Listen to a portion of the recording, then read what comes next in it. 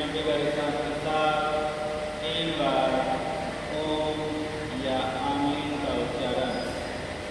लंबी गहरी सांस।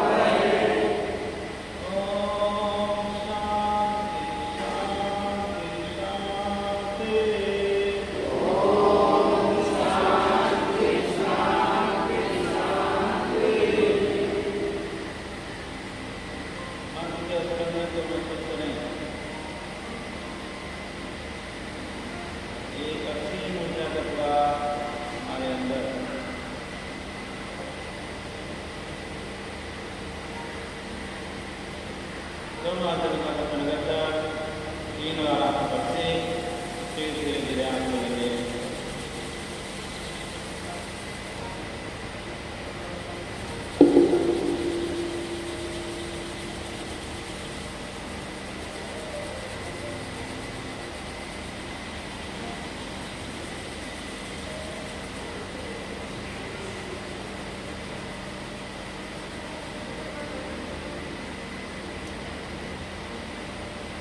खड़े हो जाए अपनी जगह पर, सभी लोग खड़े हो जाए।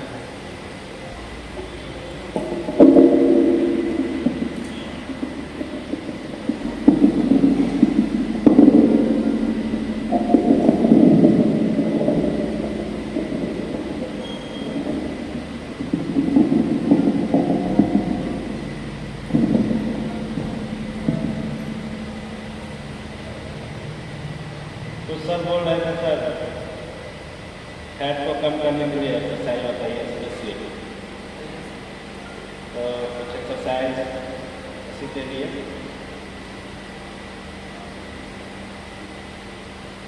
अपनी जगह पर दौड़ लगाएंगे।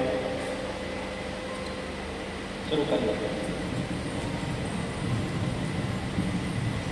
पैर आगे, इसमें हम बोल रहे थे पैर पीछे ना, चलिए पैर आगे करें, पैर आगे करें।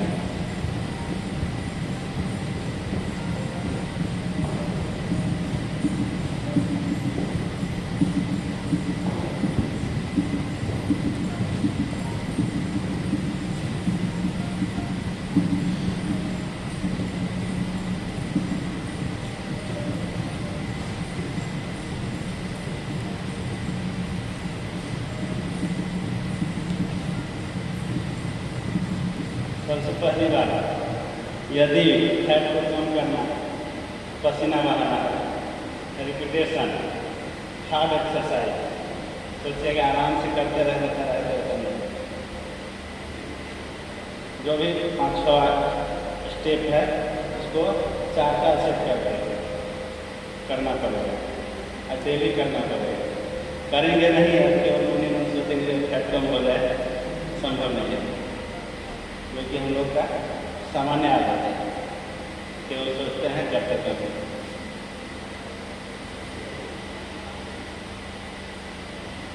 अगला जो है बहुत सारे आसन लोग किए हैं, पहले से भी किए थे, इस आसन को करेंगे एक्सरसाइज।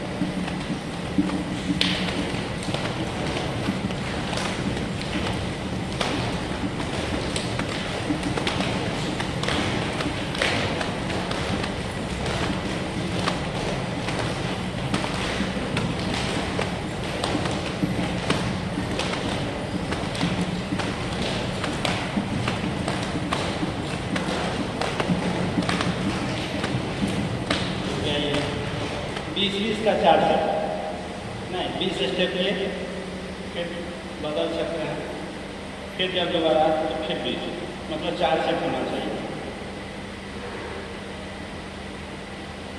अगला होगा यहाँ के फैट को कम करने के लिए, ठीक है, इस तरह से करेंगे और ऐसे मिलाएंगे दोनों तरफ से।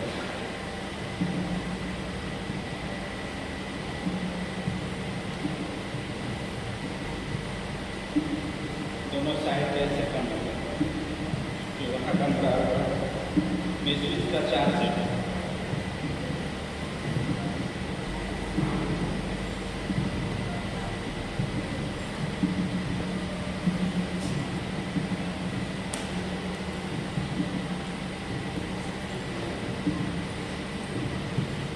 तरह से करना होगा साइड के लिए।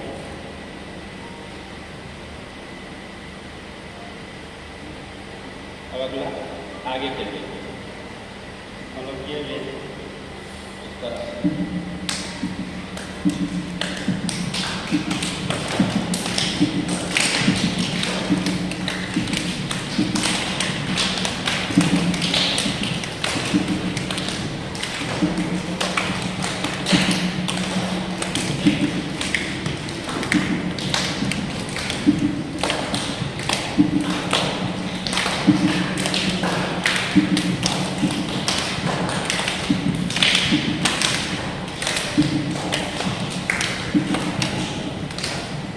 धीरे धीरे बढ़ाना होगा,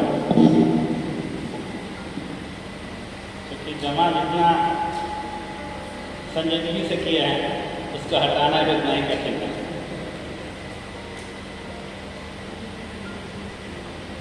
नेक्स्ट इस तरह से करते हैं।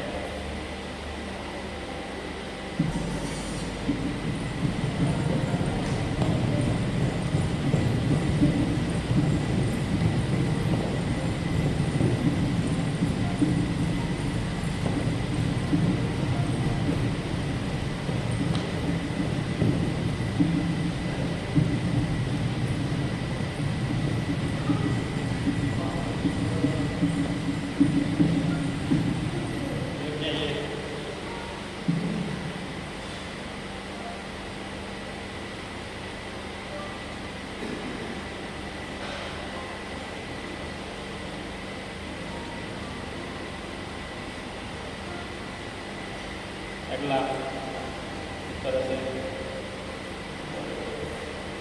क्रॉस कर लेंगे।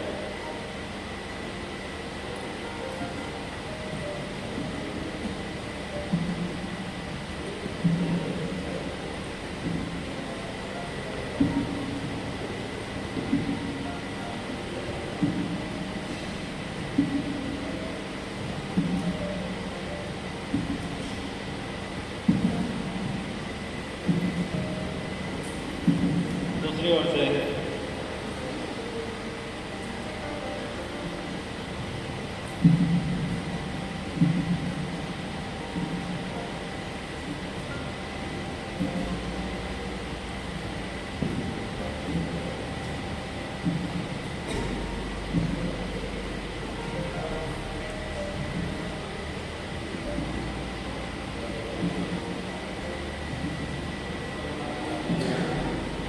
रुक जाइए।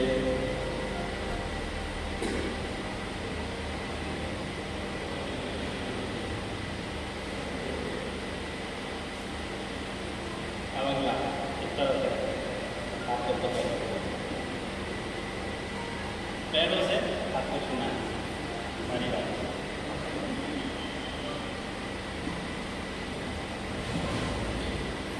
10 बार इस तरह से, 10 बार तक।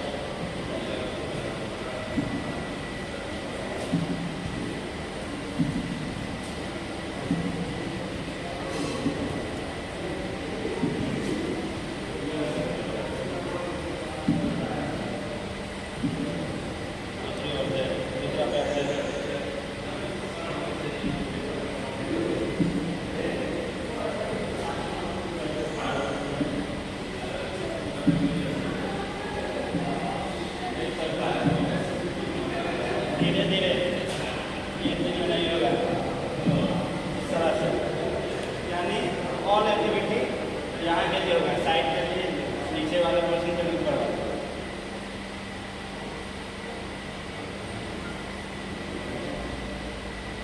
दंड बैठक भी कर सकते हैं, दंड बैठक लगा के दिखाइए। हाँ, करके दिखाइए। चलिए साथ में करेंगे इस तरह से।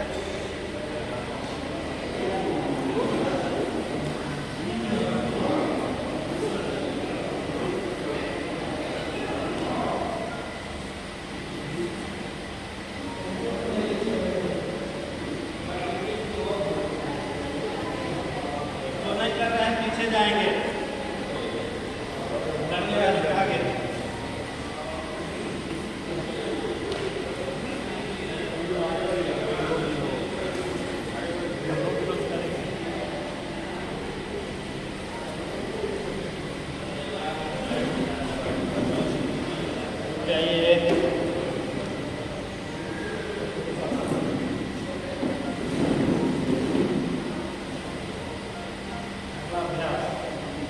थोड़ा सा पीछे जगह रहे, पीछे जगह होना चाहिए, जगह बनानी चाहिए इस तरह से।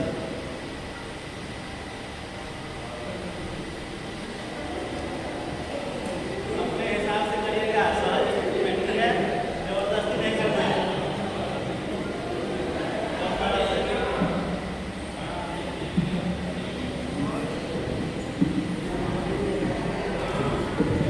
बॉडी को देखते हुए करना है, जबरदस्ती नहीं।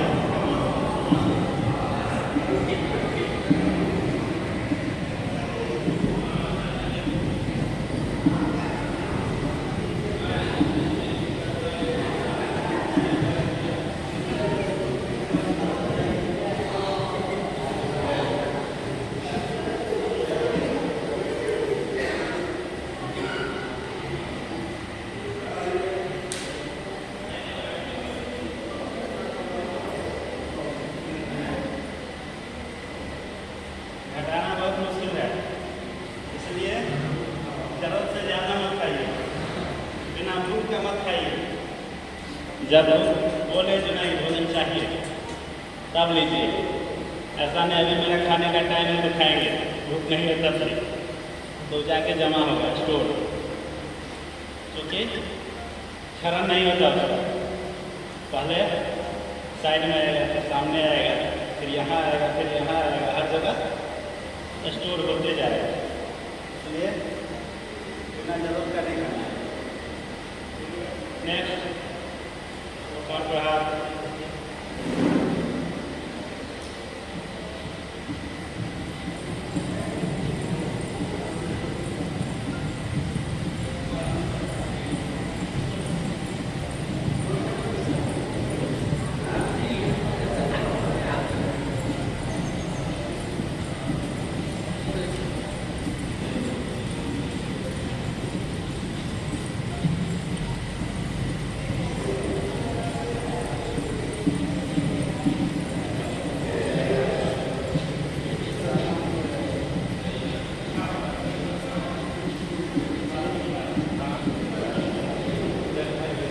जाइए।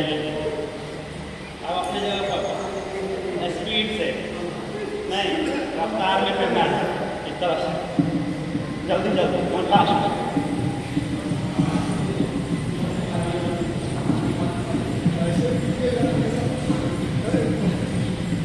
पूरा फास्ट, फास्ट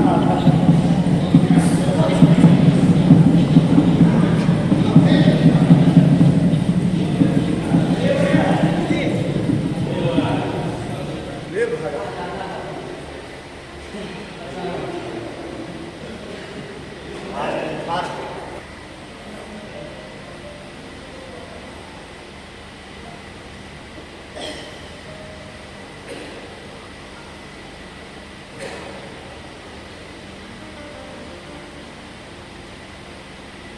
ऐसा कोई भी एक्सरसाइज जिसमें ब्लड सर्कुलेशन तेज हो, हाई बीपी वाले नहीं करेंगे।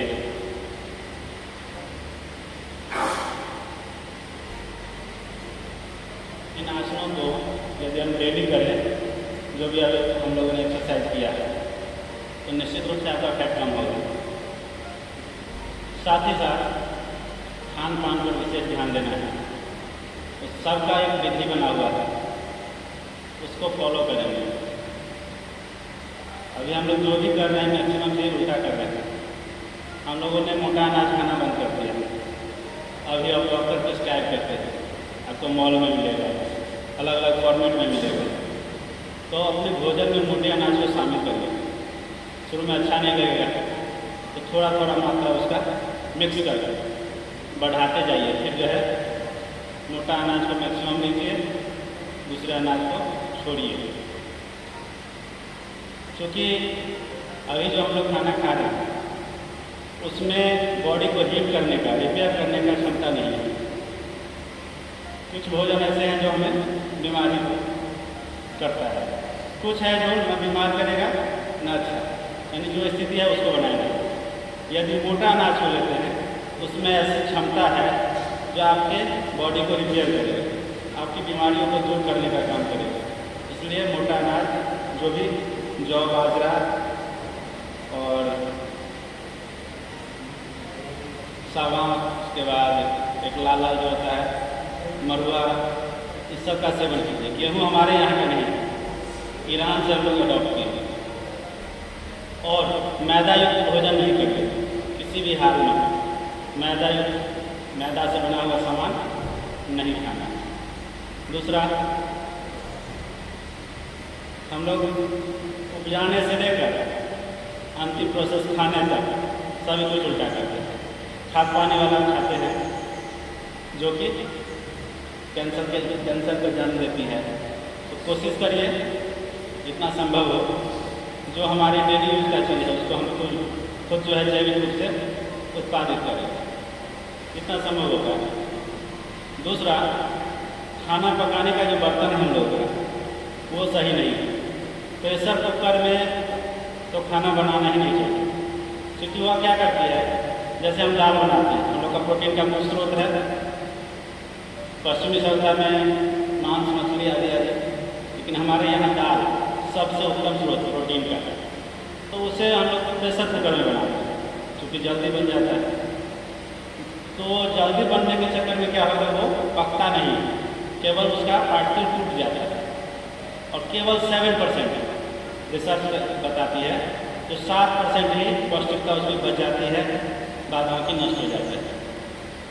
हमारे यहाँ एल्युमिनियम की खोज सबसे पहले हुई, लेकिन हम लोग उसको उपयोग में नहीं लाए। उपयोग कब से आया, जब हम अंग्रेजों के गुलाम बने तो उस समय में जेल में एल्युमिनियम का बर्तन का उपयोग होना शुरू हुआ, क्योंकि वो भोजन से रिएक्शन कर लेता है और एक धीमा जहर उसमें रिएक्शन के माध्यम से उत्पन्न होता है। तो जेलों में उसका उपयोग शुरू हुआ, सस्ता भी है, टिकाऊ भी है, उसको हम लोगों ने दिनचर्या में शामिल कर दिया। जबकि सबसे बेहतर भोजन मिट्टी के बर्तन में होता है, उसमें 100% उसकी पोषकता, उसके विटामिन, सभी मिनरल्स सुरक्षित रहते हैं। क्योंकि मिट्टी में 18 तरह का पोषक तत्व पाया जाता है, जो हमारी बॉडी में भी 18 तरह का पोषक तत्व पाया जाता है। और उसमें जब खाना बनता है, पहली बार खाना जब पकाते हैं तो उसका ऊपर का पार्ट खुला रहना चाहिए, वायु से संपर्क होना चाहिए। पैकेट बंद भोजन नहीं करेंगे। तो यदि हम तो मिट्टी का बर्तन तो ज़्यादा टूटता है, तो अभी तो आने लगा है, उसमें भी थोड़ा मतलब कि एक्सपेरिमेंट करके थोड़ा मजबूती दिया जा रहा है, आपको ऑनलाइन भी मिलेगा। यदि मिट्टी के बर्तन में नहीं कर पा रहे हैं तो आप पीतल के बर्तन में करिए, उसमें भी लगभग 97% तक सुरक्षित रहता है। तो एल्युमिनियम को अवॉइड करना, धीरे धीरे करिए, जैसे करिए, लेकिन आपके माइंड में होना चाहिए कि हमें इसको हटाना है। तब जाके जो भी हम भोजन ले रहे हैं वो सही रूप में हमको मिल पाएगा। और जो भी बर्तन हो उसका ऊपरी भाग खुला हुआ हो, वायु से संपर्क होना चाहिए। इन्हें जल्दी पकाने के लिए कुछ से कुछ कर रहे हैं, बहुत ज़्यादा तेज में पका रहे हैं, तो इससे हम लोग अलग अलग बीमारी से ग्रस्त होंगे। दूसरा, भोजन जो हम लोग करते हैं किसी भी टाइम कर लेते हैं, रात के 11 बजे भी कर लेते हैं, 12 बजे भी कर लेते हैं, तो इस चीज़ को छोड़ना है। क्योंकि मैं ज़्यादातर जो जीव जंतु है सूर्यास्त के बाद भोजन नहीं करता, और वो सूर्यास्त के बाद भोजन नहीं करता, इसके लिए उसको डॉक्टर की ज़रूरत नहीं होती। किसी भी पशु पक्षी को डायबिटीज़ नहीं होता, केवल मनुष्य को होता है। चूँकि हम लोग असमय भोजन करते हैं, जो हमारा बॉडी क्लॉक बना हुआ है, जो उसका विधि है, उस सबको तोड़ते हुए आधुनिकता का शिकार हो रहे हैं। और बहुत कुछ तो जानते हुए करते हैं, तो उसको तो भगवान ही बचाएगा जो जानते हुए करता है। अज्ञानता में अलग बात है, लेकिन जानबूझ के करना अलग है। तो भोजन करने का हमारा क्या तरीका होना चाहिए? सबसे पहले तो कंदमूल यानी कच्चे फल फूल जो है वो हमारा 2/3 होना चाहिए। जैसे हम भोजन का थाली लेते हैं, 2 थाली लेंगे, एक में रखेंगे कच्चा सब्जी फल, मूली, गाजर, चुकंदर, खीरा, जो भी कच्चे रूप में खा सकते हैं, पपीता, फल में जो भी, उसका मात्रा होना चाहिए 2/3। जब हम लोग को अनाज का आदत है नहीं अन्न खाने का, तो जब 2/3 ले लेंगे, पहले कच्चे को खा लीजिए। ऐसा नहीं जैसे सलाद भी खा रहे हैं अन्न भी खा रहे हैं, दोनों मिक्स करके नहीं। पहले अच्छे तरह से कच्चा फल फूल सब्जी को खाइए, उसके बाद 1/3 भोजन जो भी अन्न की मात्रा है। तो इसलिए जो हम कच्चे से खाएंगे उसमें तो सारा कुछ सुरक्षित है, उसको न ताप लगा न कुछ, सब उसमें बचा हुआ है, वो हमारे अंदर जाएगा तो बहुत कम समय में पचने का कार्य करेगा। उसमें पानी की मात्रा अधिक होगी, फट में सुरक्षित रहेगा, तो पचेगा बहुत कम समय में। तो हम अपनी आंतों को जितना कम वक्त देंगे उतना ज़्यादा बेहतर है। दूसरी बात, भोजन हम लोग करते हैं, क्या करते हैं, जल्दी जल्दी करते हैं। यदि रोटी खाते हैं तो रोटी थोड़ा बड़ा तोड़ेंगे, उसको मोड़ेंगे, फिर सब्जी को पकड़ेंगे, फिर देते हैं। ऐसा नहीं करना, छोटा छोटा टुकड़ा करिए, मुंह में लीजिए, उसको मुंह में ही मैक्सिमम प्रोसेस कर देना है, लार के साथ अच्छे से चबा के मिला के तुरंत कर देना। तो क्या होगा, हमारी आंतों को कम काम करना पड़ेगा। दूसरा, सुबह में अच्छे से खाइए, जो आपको इच्छा कर रहा है उसमें भी देखना है, अच्छे से खाने का मतलब एकदम यहाँ पर नहीं खाना। पाचक रस हमारे अंदर भरा हुआ है, तो जैसे जैसे हम भोजन लेते हैं तो पाचक रस ऊपर होते जाता है। जब हमारा भोजन कंप्लीट होगा तो आपको एक डकार आएगा, एक पहले भी आया तो भूख का इंडिकेशन है, जो भूख हमें लगा हुआ है। और जब हम खाना समाप्त होने वाला रहेगा तब एक डकार आएगा, क्योंकि पाचक रस का जो मैक्सिमम सीमा वहाँ आ चुका है, तो आपको ढकार महसूस होगा, खाना छोड़ देना है, यानी अब नहीं लेना। लेकिन हम लोग ऐसा नहीं करते। सुबह में अच्छे से खाइए, फिर दोपहर में उससे कम कर देते हैं। यदि आपको जरूरत लग रहा है जब खाना है, दोपहर में उससे कम और शाम में उससे कम, उसके बाद नहीं। ऐसा नहीं है कि पहले हम लोग जो घर में सुनते हैं रात का नहीं करेगा भोजन तो एक चिड़ै का मांस घट जाएगा, हम लोग के घर में बताया जाता है। नहीं, गलत धारणा है। क्योंकि हम जो सुबह से शाम तक जो भी खाए वो संपूर्ण रूप से पचा नहीं, उसको पचने के लिए हमें समय देना है, तो 12 घंटे का समय बच जाएगा। यदि हम सूर्यास्त से पहले तक खाएँ तो सुबह तक जो भी अन्न पचा है नहीं पच पाया है वो सब पच जाएगा। और उसके बाद हम सुबह में जैसे जाएगा वाशरूम, पूरा फ्रेशनेस होगा और पूरा भोजन पचा हुआ रहेगा, कुछ भी अंदर में रुकेगा नहीं। तो ज़्यादा एनर्जेटिक हम लोग फील करेंगे। तो शुरू में तो कठिन होगा, लेकिन धीरे धीरे आपको भी इसको शामिल करेंगे। फिर देखिए, जिस भी रूप में है, मान लीजिए शरीर मोटा ही है, लेकिन उसमें ही हम फिट हैं, हर कुछ को कर पा रहे हैं, कोई चीज़ करने में परेशानी नहीं है, तो ठीक है। तो आपको वो थोड़ा सा हम लोगों को सुधारना है। चलिए, भाषण बहुत हो गया ना, कुछ अभ्यास आप लोग सब जानते ही हैं, केवल हम रिकॉल करवा रहे थे, ऐसा कुछ नहीं है जो हम कुछ विशेष जाने। ठीक है, प्रारंभ की स्थिति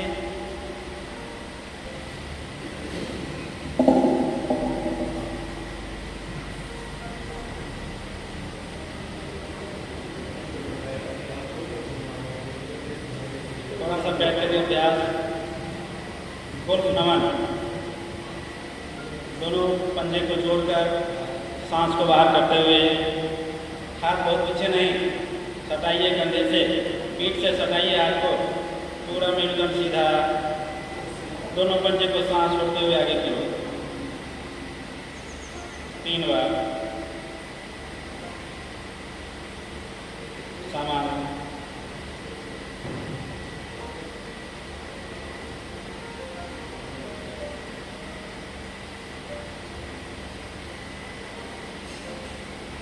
पूरा ध्यान रखने को है।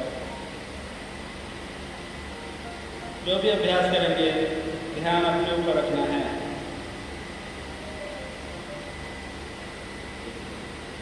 सामान्य रुक जाएंगे।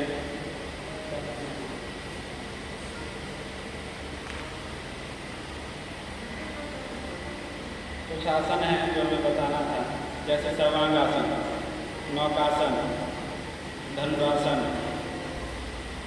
तो इन सभी अभ्यास के लिए हमें लेटना पड़ेगा। जगह है,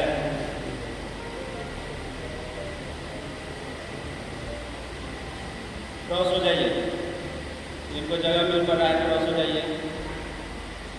नौकासन का अभ्यास करना, पहले देखिए फिर जगह बनाइएगा, इस तरह से करना है। नौकासन, पीठ के बल देखिए, इस तरह से पहले देख लीजिए, पहले देख लीजिए। सांस को बाहर रखते हुए, सांस को बाहर करते हुए, सर को, हथेली को और पैर को, तीनों को एक सीधा में उठाना है और रुकना है कुछ देर, इस तरह से।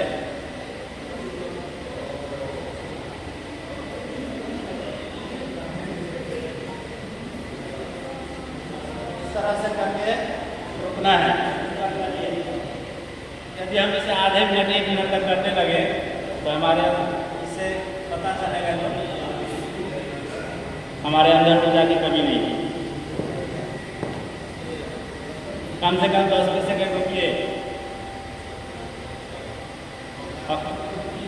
सांस छोड़ते हुए थोड़ा देर रुकना है। पैर भी उठेगा, हाँ तो पैर नहीं उठा रहे, पैर उठाइए, सांस को रोक के रखिए। कठिन आसन है, सांस रोकते हुए हम ज़्यादा नहीं रुक पाते, लेकिन अच्छे अभ्यास होने के बाद 1 मिनट तक भी रुक जाएगा। इतना नहीं रुकना सर, थोड़ा सा ही उठेगा ये पोर्शन, थोड़ा सा ही पैर ज़्यादा उठा हुआ है, ज़्यादा से ज़्यादा 1 फीट उठेगा बस। अच्छे से इसको यदि हम आधे से 1 मिनट करने लगे तो बहुत ही अच्छा है। कठिन आसन है। नौकासन, व्यापक करना है इस अभ्यास को। एक धनुरासन, पेट के बल देखिए, पहले देख लीजिए,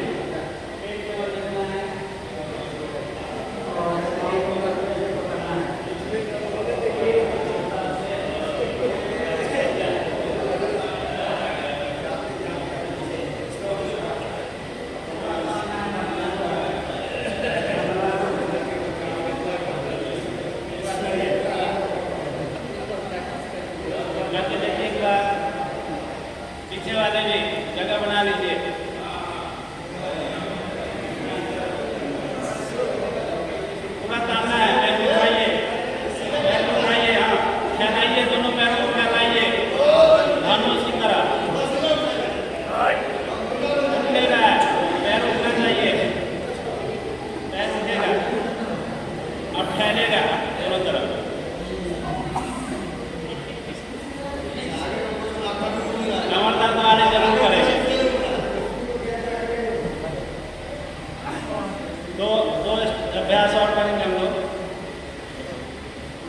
एक है पाद उत्तानासन, यानी पीठ के बल लेट के दोनों पैर के ऊपर।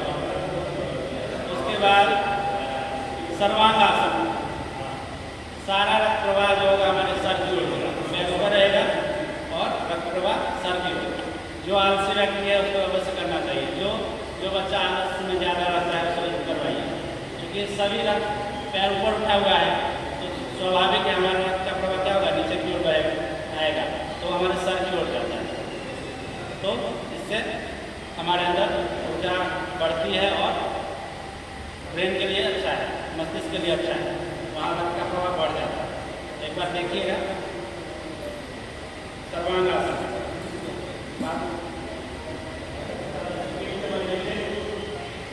सबसे पहले एक रखा है, फिर दूसरा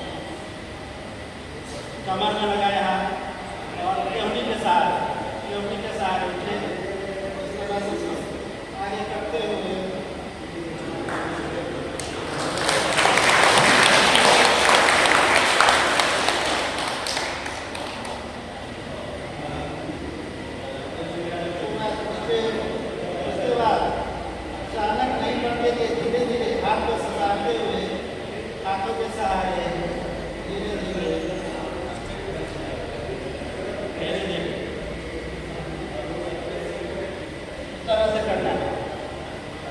धीरे-धीरे आना, उसमें क्यों आना पटक क्यों नहीं करना, धीरे-धीरे करना आराम से। एक बार करके देखिए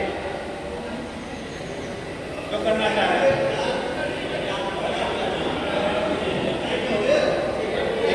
बारी-बारी से पैर को उठाइए, कमर में लगाइए और पूरे अच्छी तरह से पैर को सीधा करना है। और भी अच्छा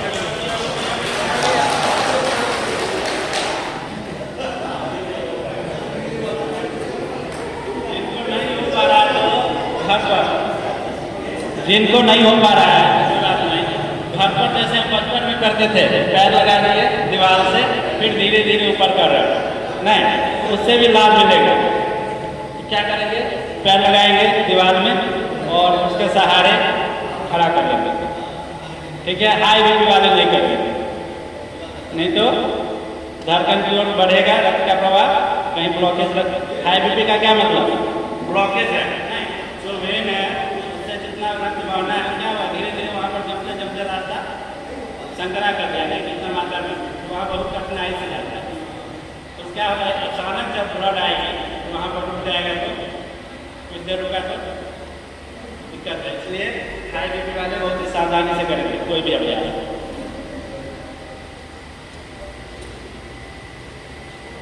एक है शलभासन। शलभासन में क्या करते हैं, पेट के बल लेटते हैं, इस तरह से पेट के बल लेटेंगे, आसान है। और दोनों हथेली को यहाँ जंघा के पास और दोनों पैर ऐसे उठा हुआ,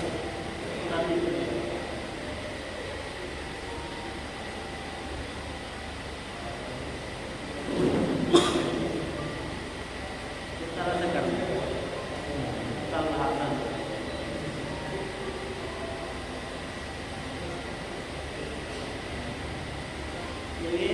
एक मिनट तक नहीं रोक पाइएगा, धीरे धीरे अभ्यास के बाद एक बार करिए शलभासन।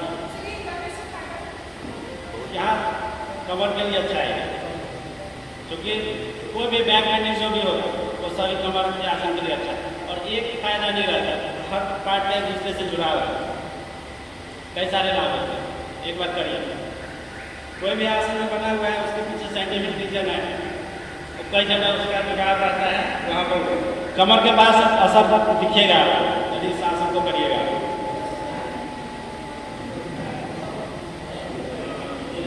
एक मिनट में रोक के दिखाइए, घुटना नहीं मुड़ेगा, घुटना नहीं मुड़ना है, केवल कमर से रहेगा, कमर के बाद वाले हिस्से उठे रहेंगे। एक मिनट तक रोकिए, घुटना नहीं लगा रहेगा, घुटना हटा हुआ।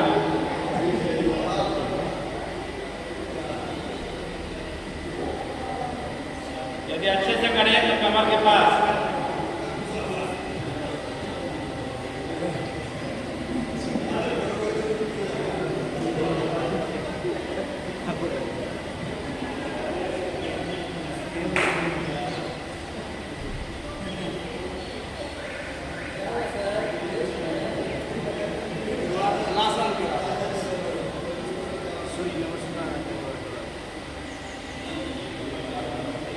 ठीक है, सामान्य हो जाइए, बहुत अच्छा है। सभी लोग पद्मासन में आ जाएगा। अच्छा, एक आसन के बाद थोड़ा सा प्राणायाम छुटा हुआ है तो सभी लोग पद्मासन।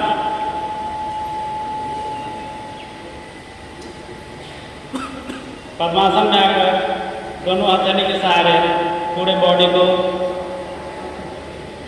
उठाना है, इस तरह से और इस तरह से।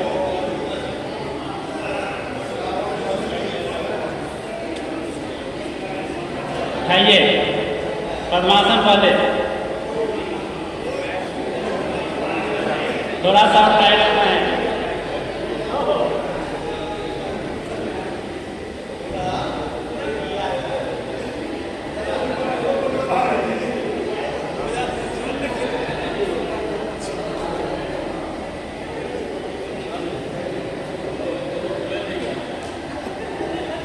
पद्मासन के बाद ही होगा, क्योंकि पद्मासन में जैसे ही आते हैं तो बॉडी लॉक हो जाता है, नहीं। उसके बाद यदि हम हथेली के सहारे उठाएंगे तो हो पाएगा।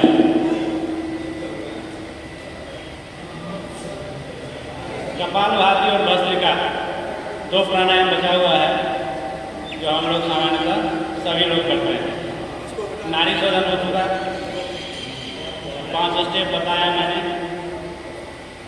सामान्यतः हम लोग के लोग सभी जानते हैं, लेकिन उसको हम अंतर्गम का कार्यक्रम के साथ भी करते हैं। नाड़ी शोधन, इसका अभ्यास हम लोगों ने कर दिया। अब एक है कपालभाति और भस्त्रिका, दोनों में थोड़ा थोड़ा अंतर है।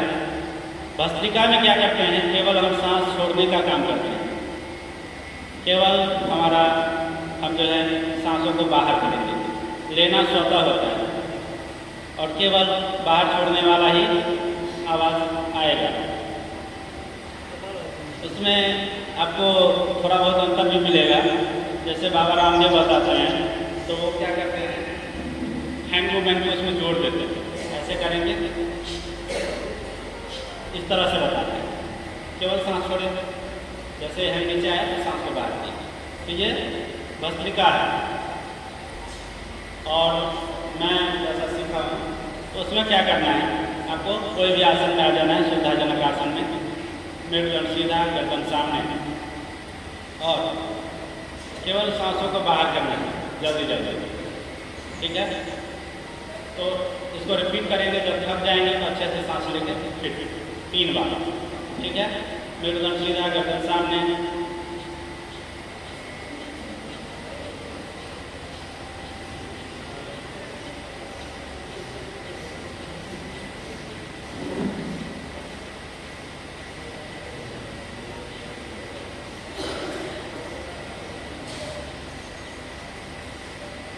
केवल सांस बाहर करने के लिए। कुछ लोग क्या करते हैं, कंधे भी डुलाते रहते हैं, नहीं, कंधा आदि नहीं डुलाना है, केवल सांसों को बाहर करना है।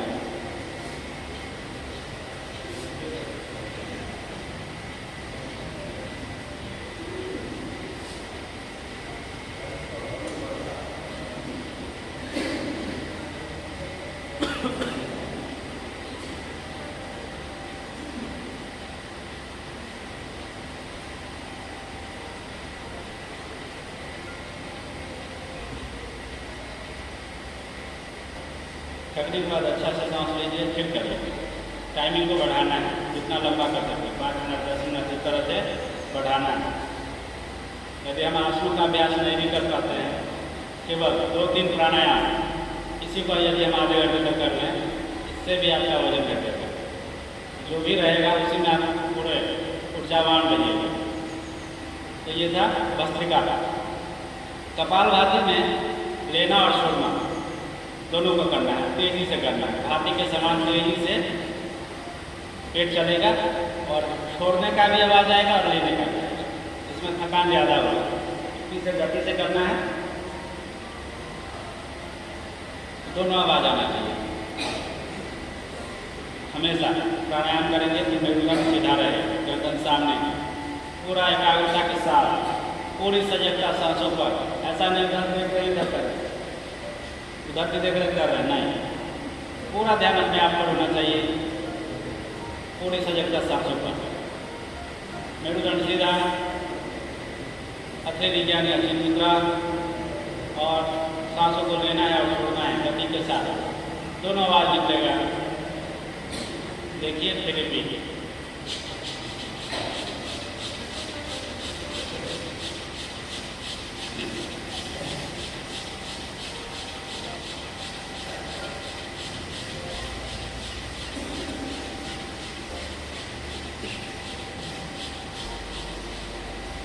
थकने के बाद अच्छे से सांस, फिर रिपीट। हाई बीपी वाले गति में नहीं करेंगे, सहजता से करें। सभी लोग साथ में करिए, दोनों आवाज निकलना चाहिए। आवाज निकलेगा, पता चले सामने वाले को। भस्त्रिका में पता नहीं भी चल रहा है क्योंकि समान तेजी से चलाना है।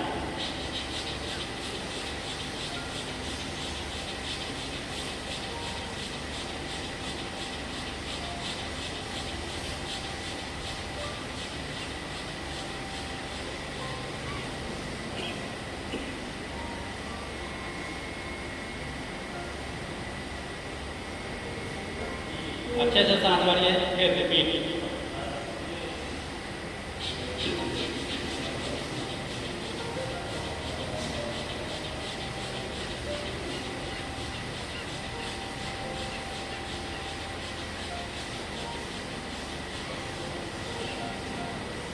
थकान होगा, इस वाले पार्ट में लगेगा जो थोड़ा सा थकान, फिर सांस भर के फिर धीरे धीरे अभ्यास को बढ़ाएंगे। तो नाड़ी शोधन, भस्त्रिका, कपालभाति, केवल इस 3 प्राणायाम का अभ्यास यदि हम 20 मिनट 25 मिनट धीरे धीरे यदि बढ़ा लें तो यहाँ का मूवमेंट हो रहा है भस्त्रिका में, ये कपालभाति में तेजी से नहीं, तो यहाँ के इफेक्ट को भी कम करेगा। दूसरी सांसों का क्या होगा, तेजी से ले रहे हैं छोड़ रहे हैं नहीं, पूरी तरह से निकाल रहे हैं भर रहे हैं, तो जो एक ब्लॉकेज है वो भी दूर करेगा। तो कम से कम 3 आसन, 3 प्राणायाम, नाड़ी शोधन, भस्त्रिका और कपालभाति, इसको करिए। और भ्रामरी, यदि हम आसन नहीं भी करते हैं, कोई शारीरिक समस्या है तो हम ये 4 प्राणायाम कर ले यदि, जो कि केवल सांस से संबंधित है, तो बेहतर है।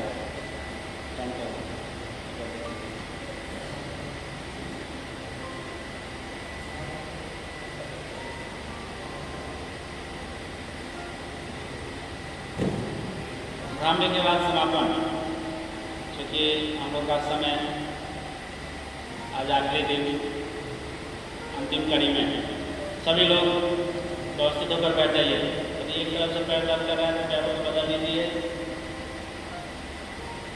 जो भी सहज स्थिति है उसमें बैठिए, पूरी सहजता से करना।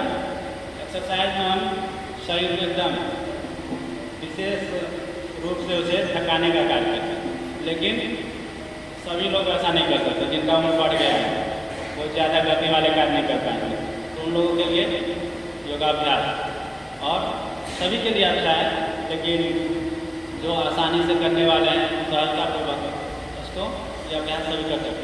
तो सभी लोग किसी भी सुविधाजनक आसन में आ जाएं, सुखासन, अर्धपद्मासन या पद्मासन, मेरुदंड सीधा, गर्दन सामने, आंखें बंद, भ्रामरी का अभ्यास 5 बार। अच्छे से सांस लेकर और आंखें बंद, सहजतापूर्वक केवल आंखों पर उंगली, 2 उंगली, दांत पर दांत चढ़ा हुआ, ओठ बंद, और अच्छे से सांस भरे, कान बंद, भंवरे की तरह गूंजना है 5 बार।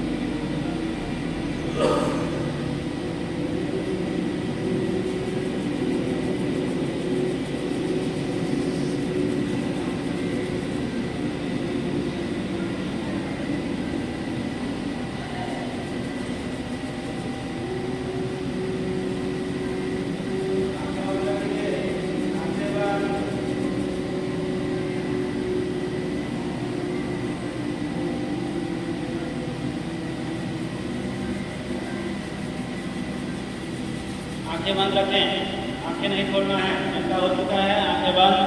वाइब्रेशन को महसूस करिए, आंखें बंद रखें, पूरा ध्यान आज्ञा चक्र पर लगाएं। अपने आसपास के वातावरण को महसूस करें।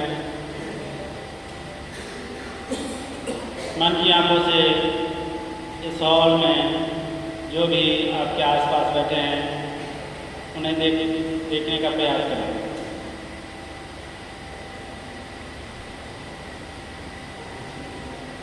पूरे हॉल में आप जहाँ बैठे हैं उसका अवलोकन करें। अपनी चेतना को शरीर के सभी अंगों से घुमाते हुए आज्ञा चक्र पर केंद्रित करें। आंखें बंद रखें।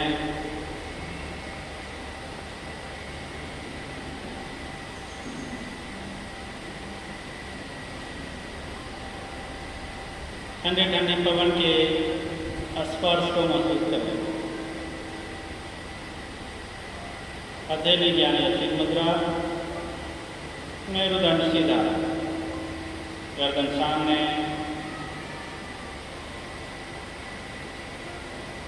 लंबी गहरी सांस के साथ 3 बार ओम या आमीन का उच्चारण। लंबी गहरी सांस,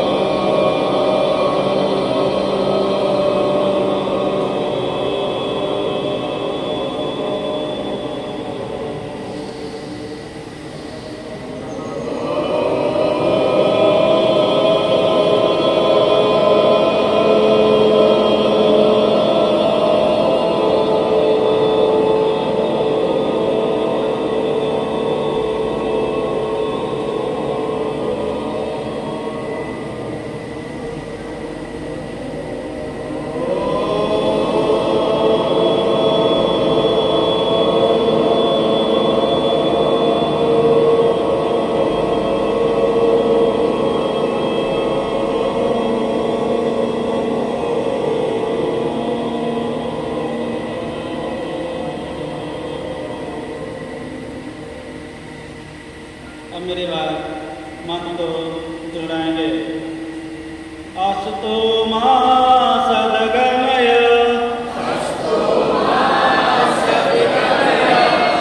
तमसो मा ज्योतिर्गमय,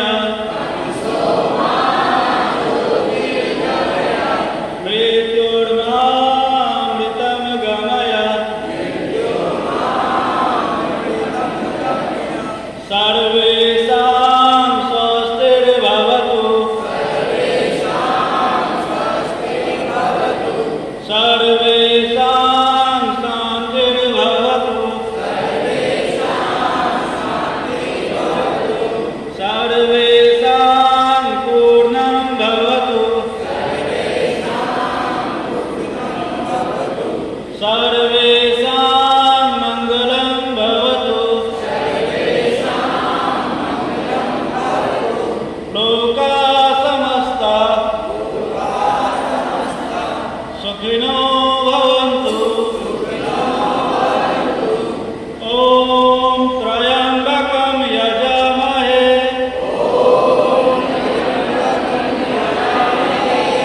सुगन्धिं पुष्टिवर्धनम्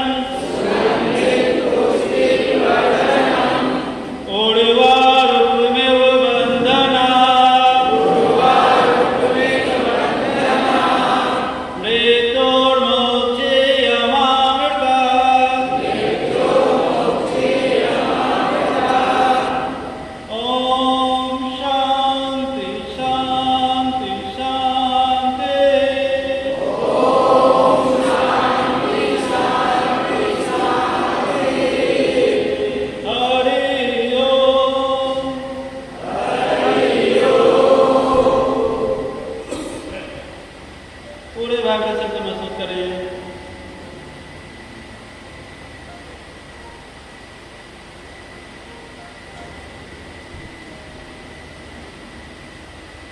हमारे अंदर असीम ऊर्जा का प्रवाह।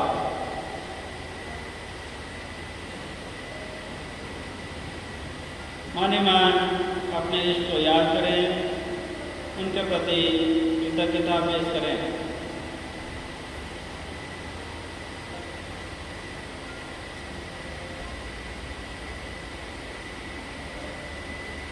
माने मान अपने लक्ष्य को 3 बार दोहराएं।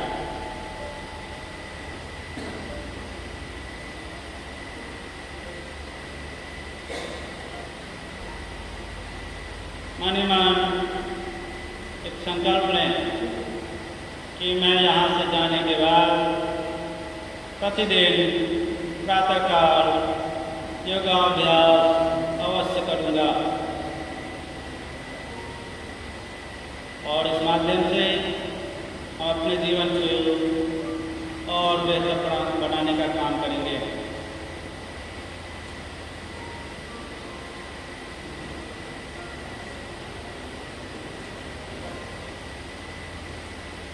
दोनों हाथों को आपस में रगड़कर 3 बार आंखों पर से फिर धीरे धीरे आंख खोलें।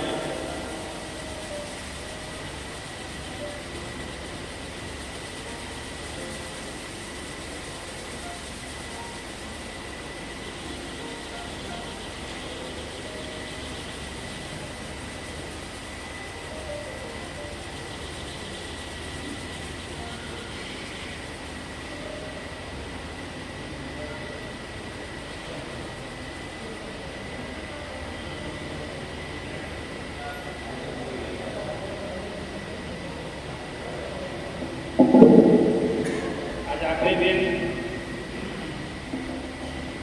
आप लोगों के हम बहुत शुक्रगुजार हैं, जो आप लोगों ने जो मुझे दायित्व मिला हुआ है प्रतिदिन प्रातःकाल योगाभ्यास करवाने का, उसे अच्छे से करने में पूरा सहयोग किया। इसके लिए आप सभी धन्यवाद के पात्र हैं।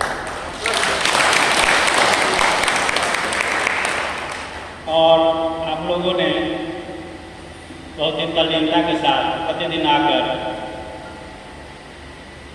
पूरे मनोयोग से अभ्यास को किया और उसे अपने जीवन में उतारने का काम करेंगे। इसके लिए आप सभी बहुत बहुत धन्यवाद के पात्र हैं।